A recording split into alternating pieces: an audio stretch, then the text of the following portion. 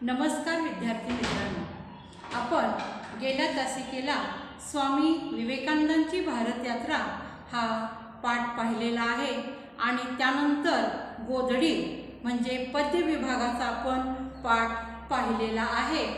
आता आपण व्याकरणचा भाग पाहणार आहोत आणि या व्याकरणच्या भागामध्ये आपण नाम, विद्यार्थी मित्रांनो, नाम घटकामध्ये नाम आणि उपघटकामध्ये नामाचे प्रकार हा आपण विभाग पाहणार आहोत। तर प्रथमतः आपण नाम म्हणजेच ह्या शब्दांच्या जातीमधील पहिलं जे जात आहे त्याचा आपण माहिती पाहत आहोत। त्यामध्ये आपण नामाची माहिती घेत असताना प्रथमतः आपणाला वाक्य म्हणजे काय त्या प्रथमतः पाहावं लागणार आहे।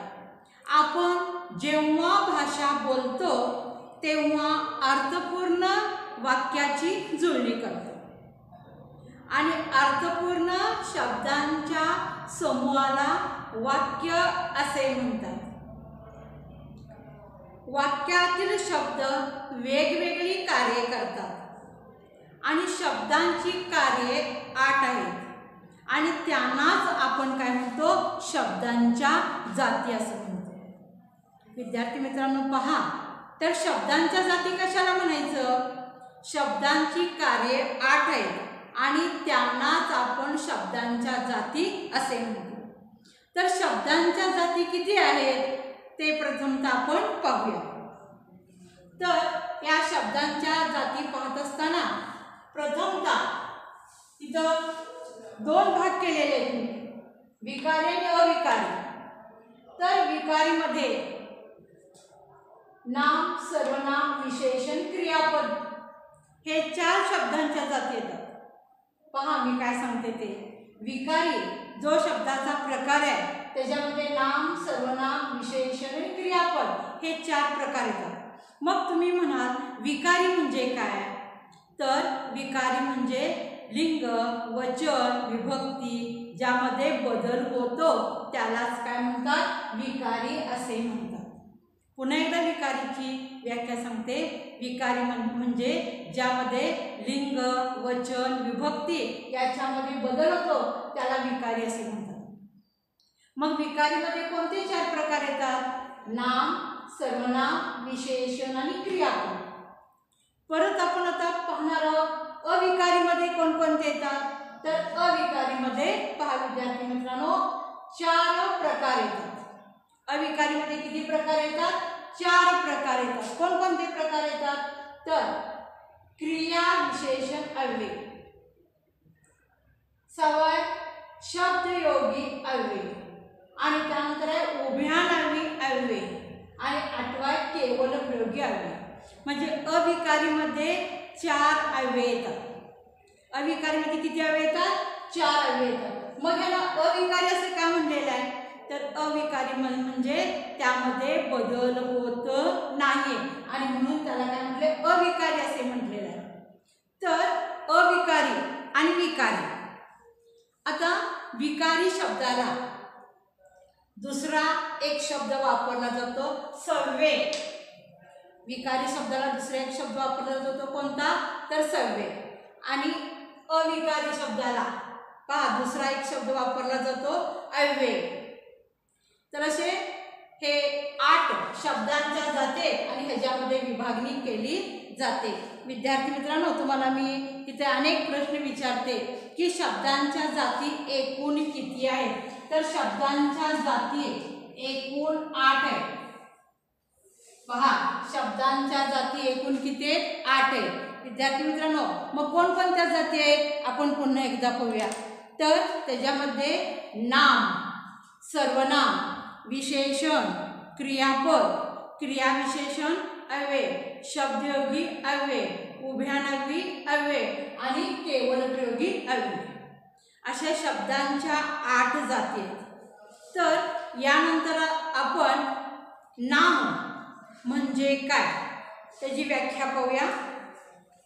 तर विद्यार्थी मित्रांनो इथं काय म्हणले बघा, व्याख्या मी फळ्यावरती लिहिलेले आहे ते आपण पाहायचं आहे आणि तसंच लक्षपूर्वक ऐकायचं आहे. पहा, प्रत्यक्ष दिसणाऱ्या किंवा कल्पनेने जाणलेल्या वस्तूला किंवा त्याच्या गुणधर्माला जे नाव दिलेले आहे त्याला नाम म्हणतात. पहा विद्यार्थी मित्रांनो, मी अनेकदा व्याख्या सांगते, ऐका. प्रत्यक्ष दिसणाऱ्या किंवा कल्पनेने जाणलेल्या वस्तूला किंवा त्याच्या गुणधर्माला जे नाव दिलेले आहे त्याला नाम असे म्हणतात. मग उदाहरणार्थ पाहायचं असेल तर काय, पहा, वही आहे उदाहरणार्थ, पुस्तक आहे, पेन आहे, बेंच असेल, टेबल असेल, जी एक वस्तू आहे त्या वस्तूला आपण नाव दिलेलं आहे आणि त्यालाच काय म्हणतात, नाम असे म्हणतात. पहा विद्यार्थी मित्रांनो, किती सोपी व्याख्या आहे. आणि हे नामाचे प्रकार आपल्याला 6वी 7वी मध्ये सुद्धा झालेलं आहे. तर त्यानंतर आपल्याला पाहायचं आहे नामाचे प्रकार कोणते. त्यानंतर आपल्याला पाहायचं आहे नामाचे प्रकार कोणते. तर नामाचे प्रकार 3 आहेत विद्यार्थी मित्रांनो. पहा किती सोपं आहे बघा. नामाचे प्रकार किती आहेत, 3 आहेत. त्याच्यामध्ये कोणकोणते प्रकार आहेत ते पहा विद्यार्थी मित्रांनो. प्रथमतः सामान्य नाम, विशेष नाम आणि भाववाचक नाम. पहा 3 प्रकार म्हटलेले आहेत नामाचे. 3 प्रकार मी पुन्हा एकदा सांगते, कारण हा व्याकरणचा तास आहे विद्यार्थी मित्रांनो. पुन्हा पुन्हा सांगितल्यामुळे आपलं इथंच पाठांतर होते आणि म्हणून मी जी व्याख्या असेल किंवा जे प्रकार असेल ते पुन्हा पुन्हा मी तुम्हाला सांगायला. पहा, तर पहिला प्रकार आहे सामान्य नाम, दुसरा प्रकार आहे विशेष नाम आणि तिसरा प्रकार आहे भाववाचक नाम. पहा विद्यार्थींनो, लक्षात आलं असेल आपल्याला, सोपंच आहे. आता त्यानंतर आपल्याला काय पाहायचं आहे, तर हे जे 3 प्रकार आहेत त्या 3 प्रकारांचं आपण काय करायचं आहे, व्याख्या पाहायचं आहे. म्हणून प्रथमतः आपण काय करायचं आहे, सामान्य नाम म्हणजे काय याची आपण काय करणार आहे, व्याख्या पाहणार आहोत. पहा, एकाच जातीच्या पदार्थातील समान गुणधर्मामुळे त्या वस्तूला जे सर्वसामान्य नाव दिले जाते त्याला सामान्य नाम असे म्हणतात. हा जो नामाचा प्रकार आहे पहिला त्याला काय म्हणतात, सामान्य नाम असे म्हणतात. आणि आता आपण काय पाहिलं, सामान्य नामाची व्याख्या पाहिली. पहा पुन्हा एकदा सांगते, एकाच जातीच्या पदार्थातील समान गुणधर्मामुळे त्या वस्तूला जे सर्वसामान्य नाव दिले जाते त्याला सामान्य नाम असे म्हणतात. मग मी उदाहरण जे घेतलेलं आहे त्याच्यामध्ये काय लिहिलं आहे, नदी. नदी हा शब्द लिहिला विद्यार्थी मित्रांनो. तर नदी म्हटल्यानंतर किंवा नदी हा शब्द उच्चारल्यानंतर आपल्यासमोर एखादी विशिष्ट नदी डोळ्यासमोर येत नाही, तर अनेक नद्या आपल्या डोळ्यासमोर येतात. म्हणजेच काय, नदी हे समान गुणधर्म असलेल्या वस्तूचे नाव आहे. म्हणून नदी काय झालेलं आहे, तर सामान्य नाम झालेलं आहे. त्यानंतर पहा पर्वत. पर्वत म्हटल्यानंतर आपल्याला बाकीचे सगळे पर्वत दिसणार आहेत. त्यानंतर झाड. झाड म्हटल्यानंतर आपल्याला झाडं दिसणार आहे. दुसरं कुठलं झाड आपल्या डोळ्यासमोर येणार नाही. मुलगा म्हटल्यानंतर आपल्यासमोर मुलगाच येणार आहे. विशिष्ट एक व्यक्ती आपल्यासमोर येणार नाही, मुलगाच येणार आहे. फूल, प्राणी, हे जे उदाहरण आहेत हे उदाहरण कशाचे आहे, सामान्य नामाची सगळी काय उदाहरण आहे. विद्यार्थी मित्रांनो, त्यानंतर आपल्याला दुसरा प्रकार बघायचा आहे. कोणता प्रकार बघायचा आहे, तर विशेष नाम. कोणता प्रकार आहे, विशेष नाम. पाहायचं काय म्हणले, ज्या नामाने जातीचा बोध होतो त्या जातीतील एका विशिष्ट व्यक्तीचा, प्राण्याचा किंवा वस्तूचा बोध होतो त्याला काय म्हणतात, विशेष नाम असे म्हणतात. पहा विद्यार्थी मित्रांनो, तर इथं काय म्हणते, होत नसून घ्यायचं, सॉरी होत नसून त्या जातीतील एका विशिष्ट व्यक्तीचा, प्राण्याचा किंवा वस्तूचा बोध होतो त्याला काय म्हणायचं, विशेष नाम असे म्हणतात. पहा पुन्हा एकदा वाक्य सांगते, ज्या नामाने जातीचा बोध होत नसून त्या जातीतील एका विशिष्ट व्यक्तीचा, प्राण्याचा किंवा वस्तूचा बोध होतो त्यालाच काय म्हणतात, विशेष नाम असे म्हणतात. तर इथं उदाहरण काय घेतलेलं आहे बघा. उदाहरणामध्ये गंगा आहे, हिमालय आहे, भारत आहे, सूर्य आहे, गणपती. तर ह्या उदाहरणामध्ये आपण पहिलं उदाहरण पाहायचं आहे गंगा. तर इथं गंगा म्हटल्यानंतर एका विशिष्ट नदीचे नाव आहे, किंवा हिमालय म्हटल्यानंतर एका विशिष्ट अशा पर्वताचंच नाव आहे, आणि म्हणून हे काय विशेष नाम आहे. विशेष म्हणजे काय, विशिष्ट. विशेष म्हणजे काय, विशिष्ट.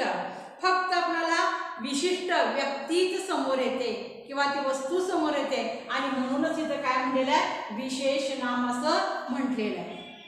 त्यानंतर जो तिसरा प्रकार आहे, कोणता प्रकार आहे, तिसरा प्रकार आहे, आणि त्या तिसऱ्या प्रकाराचं नाव आहे भाववाचक नाम असे म्हणतात. नामाचा जो प्रकार आहे त्या प्रकारातील तिसरा प्रकार आहे भाववाचक नाम.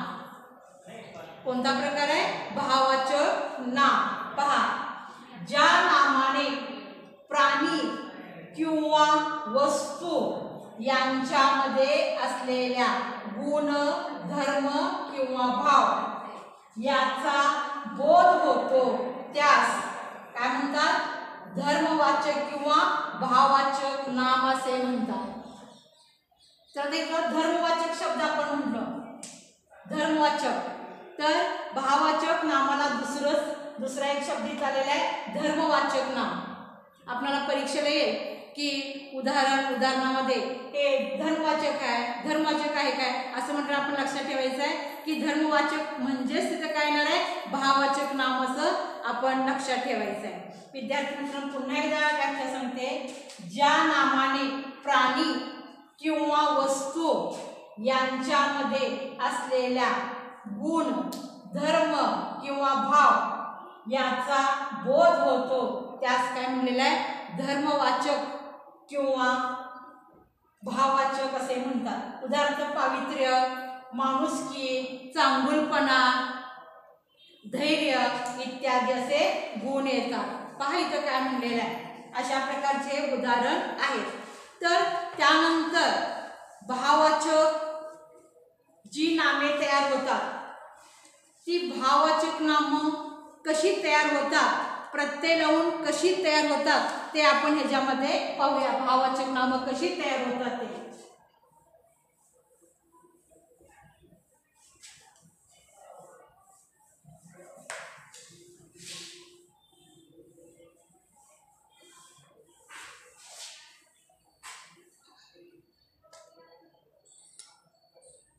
पहा, परीक्षेला आपल्याला असे शब्द देतील, शब्द, त्यानंतर प्रत्यय, आणि त्यानंतर आपल्याला भाववाचक नाम इथं काय होणार आहे, तयार होणार आहे, भाववाचक नाम. भाववाचक नाम इथं तयार होणार आहे. पहा, तर शब्दामध्ये आपण आता पाहायचं आहे. शब्द काय आलेला आहे, इथं सम शब्द आलेला आहे. सम शब्द घेतलेला आहे मी. तर त्याला प्रत्यय लावलेला आहे ता. कुठला प्रत्यय लावलेला आहे, ता. मग भाववाचक नाम काय होणार आहे तिथं, समता. काय होणार आहे विद्यार्थी मित्रांनो, भाववाचक नाम समता. मग ता प्रत्यय लावलेलं आणि काही उदाहरण आपण पाहूया. तर ह्याच्यामध्ये नम्रता, विद्वत्ता, शांतता आणि पवित्रता. त्यानंतर पाहायचं आहे की पाटील हा शब्द घ्यायचा आहे. पाटील, तिथं कुठला प्रत्यय लागलेला, की प्रत्यय लागलेला आहे. आणि मग भाववाचक नाम काय झालं इथं, पाटीलकी. कुठलं झालं, पाटीलकी. बघा हे भाववाचक नाम तयार झालेलं आहे इथं. मग त्याच्यामध्ये आणि इतर भाववाचक नाम आपणाला की प्रत्यय लावलेलं आपणाला पाहायचं आहे, आपुलकी, माणुसकी आणि भिक्षुकी. त्यानंतर शब्द, शब्दामध्ये काय आलं, मित्र. पहा आणि प्रत्ययमध्ये काय आलं त्व आणि मग इथं भावाचक नाम काय झालं मित्रत्व मित्रत्व अशा प्रकारची उदाहरणं आपल्याला तयार होतात इथं. त्यानंतर मूळ शब्द आहे गोड शब्द आलेला आहे गोड आणि प्रत्यय आलेला आहे वा तर भावाचे नाम काय झाले इथं गोडवा भावाचे नाव काय झाले गोडवा. तर ह्याच्यामध्ये अनेक उदाहरणे येतील आपल्याला प्रत्यय लावलेले तर त्याच्यामध्ये ओलावा गारवा विसावा हे सुद्धा भावाचक नाम तिथे काय होतात तयार होतात. त्यानंतर पहा दादा प्रत्यय कुठलेला आहे प्रत्यय कुठला आहे तिथं गिरी मग काय ना भावाचक नाम दादागिरी गुलामगिरी फसवेगिरी लुच्चेगिरी आणि जादूगिरी असे करणार ही भावाचक नावं तयार होणार. आणि आपल्याला विद्यार्थी मित्रांनो वेगळ्या पद्धतीनं विचारलं जाते. पहा कसं विचारलं जाईल जरा लक्षपूर्वक पहा इकडं.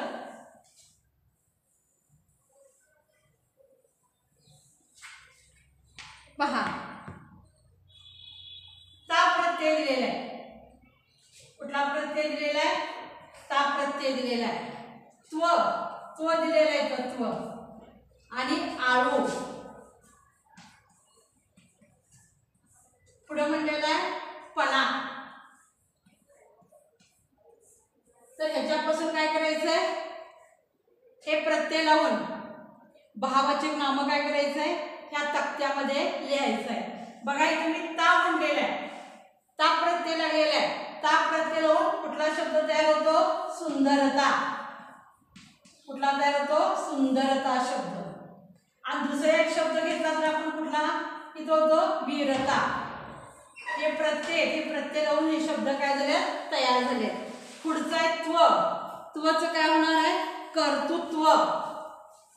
बघा काय होणार आहे कर्तृत्व. त्यानंतर नेतृत्व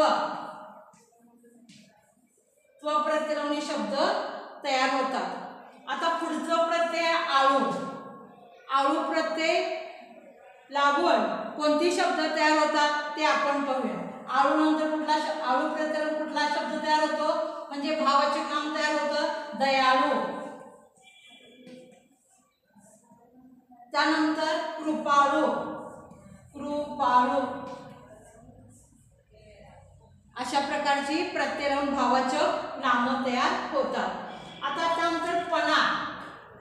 आता परीक्षेला अशा प्रकारचा आपल्याला वरती प्रत्यय देते आणि त्याच्याखाली आपण भावाचक नाम काय करायचंय तयार करायचंय. पणा पणा असेल तर इथं काय येणार आहे प्रामाणिकपणा प्रामाणिकपणा प्रामाणिकपणा. पहा पुढे वेडेपणा. विद्यार्थी मित्रांनो हे प्रत्यय लावून हे सगळे भावाचक नामे तयार झाले. कुठला प्रत्यय ता त्व आळू आणि पणा हे प्रत्यय आणि प्रत्यय लावून ही सगळी काय झाल्यात भावाचक नाम काय झाल्यात तयार झालेले आहेत. तर आपल्याला परीक्षेला अशा प्रकारचा प्रश्न येईल की प्रत्यय दिले जातील आणि भावाचक नाम तयार करा. तर आपल्याला असं करता येईल. विद्यार्थी मित्रांनो उजळणी वजा आपण पुन्हा एकदा पाहूया की नामाचे प्रकार कोणकोणते. तर नामाचे प्रकार कोणकोणते सामान्य नाम विशेष नाम आणि भाववाचक नाम हे नामाचे 3 प्रकार आहेत. आणि शब्दांच्या जाती किती आहेत 8 बरोबर आहे. कोणकोणते नाम सर्वनाम विशेषण क्रियापद क्रियाविशेषण अव्यय शब्दयोगी अव्यय उभयनामी अव्यय आणि केवल प्रयोगी अव्यय. तर असे शब्दांच्या एकूण 8 जाती आहेत. तर विद्यार्थी मित्रांनो आता वेगवेगळे आपण शब्द घ्यायचे. उदाहरणार्थ मुलगा असेल तर ते सामान्य नामामध्ये येते काय विशेष नामामध्ये येते का भाववाचक नामामध्ये येते असे वेगवेगळे शब्द घेऊन आपण तक्ता तयार करायचा आहे. किंवा वेगवेगळे प्रत्यय लावून आपण भाववाचक नाम काय करायचं आहे तयार करायचं आहे विद्यार्थी मित्रांनो. आणि जे काही आहे ते व्यवस्थित आपल्या वहीमध्ये आपण काय करायचं आहे, सोडवायचं आहे. आणि जास्तीत जास्त आपण प्रत्यय लावून जी शब्द आहेत ती शब्द काय करायचे, आपल्या वहीमध्ये सोडवायचं आहे, जेणेकरून आपणाला ह्या हे टेबल आहे, हे टेबलाचा आपण सारखं सराव करायचा आहे. म्हणजे आपल्याला प्रत्यय लावून जास्तीत जास्त उदाहरणं काय करता येतील, तिथं सोडवता येतील. हे महत्त्वाचं आपल्याला इथं घेण्यासारखं आहे. आणि व्याकरणचा जो भाग आहे ते व्याकरणच्या वहीमध्ये हे सगळं आपण सोडवायचं आहे. आणि आपल्या पुस्तकामध्ये पान नंबर 49 आहे, पान नंबर 49 आहे. आणि त्या 49 पानावरती खेळूया शब्दाशी हा जो तक्ता आहे तो तक्ता आपण व्यवस्थित सोडवायचा आहे. कारण परीक्षेला हा जो भाग आहे हा अतिशय महत्त्वाचा आहे. आणि विद्यार्थी मित्रांनो, जो हा व्याकरणचा भाग आहे आपणाला व्याकरणचा भाग आपणाला 10वी पर्यंत उपयोगी पडणार आहे. त्याचबरोबर जर स्पर्धा परीक्षेला तुम्ही बसला आणि स्पर्धा परीक्षेला बसल्यानंतर जो मराठीचा जो व्याकरणचा जो भाग आहे तो पूर्णपणे स्पर्धा परीक्षेसाठी आपल्याला उपयोगी पडणार आहे. म्हणून मराठीचं जे जे व्याकरण असेल ते सगळं आपण तयार करून ठेवायचं आहे. आपल्याला वाटते हा मराठीचं काय व्याकरण सोपंच आहे, परंतु मराठीचं व्याकरण इतकं सोपं नाही. आपण केलं तर सगळं सोपं आहे. म्हणून यदाकदाचित जर आपण स्पर्धा परीक्षेला बसलोच तर आपल्याला चांगले मार्क इथं व्याकरणला पडणार आहे. आणि माझी विद्यार्थी मित्रांनो, तुम्हाला अशी विनंती आहे, हा 8वीच्या वर्गामध्ये आपण व्याकरण बघालोय आणि 8वी पासून आपण एक वही अशी घालायची आहे ते आपण 10वी पर्यंत तीच वही व्यवस्थितपणे सगळं व्याकरणसाठी ठेवायचं आहे. आणि क्रमानं सगळं जे काही वर्गामध्ये लिहून दिलं जाईल ते सगळं आपण व्यवस्थित काय करायचं आहे, आपल्या वहीमध्ये लिहून ठेवायचं आहे. कारण ते आपल्याला उद्या उपयोगी आहे. आणि विद्यार्थी मित्रांनो, पुन्हा एकदा मी अभ्यास सांगते, जे नामाचे प्रकार आहेत ते सगळे प्रकार आपण काय करायचं आहे, घरी सुद्धा आपण पुन्हा पुन्हा वाचून ते जे तयारी करून ठेवायचं आहे. आणि विद्यार्थी मित्रांनो, छान तुम्ही ऐकलं त्याबद्दल मी तुम्हाला धन्यवाद देते.